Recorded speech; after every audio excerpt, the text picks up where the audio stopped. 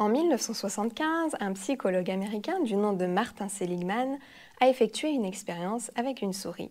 Il l'a mise dans un tube à essai rempli d'eau et a observé la manière dont elle s'en sortait. Pour tenter de survivre, la souris a commencé à nager et a essayé de grimper le long des parois du tube.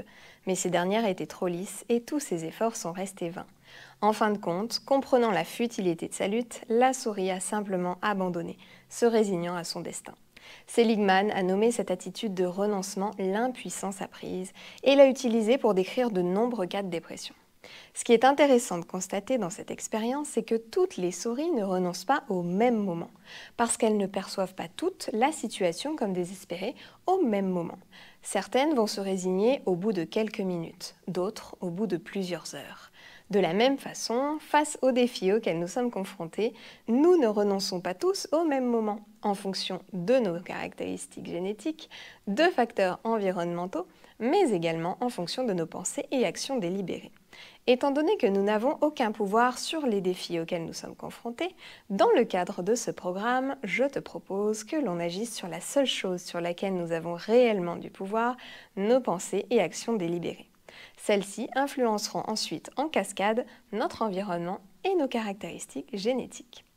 Il s'agit d'abandonner ce que Robert Kagan a appelé l'esprit socialisé, qui est caractérisé par un grand besoin de validation externe pour accéder à un esprit autocréateur caractérisé par l'affirmation de soi, et pourquoi pas à un esprit autotransformé caractérisé par l'embrassement de ses paradoxes.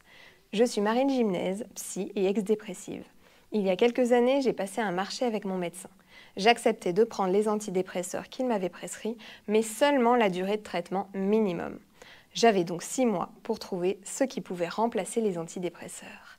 C'est de là qu'est née la Slow Waves Therapy, une méthode thérapeutique cognitive, comportementale et corporelle qui nourrit ton corps mais surtout ton âme plutôt que de nourrir l'industrie pharmaceutique.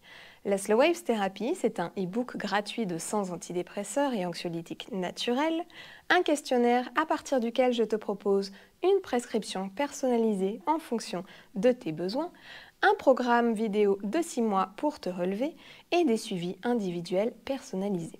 Dans le cadre du programme, pendant 6 mois, à raison de 2 vidéos par semaine, une vidéo psycho et une vidéo corpo, parce que je ne suis pas que psy, mais aussi professeur de yoga, de méditation, de respiration consciente et sonothérapeute, je te propose de t'accompagner vers un mieux-être accessible et durable en changeant ta façon de penser. Et ça commence ici et maintenant.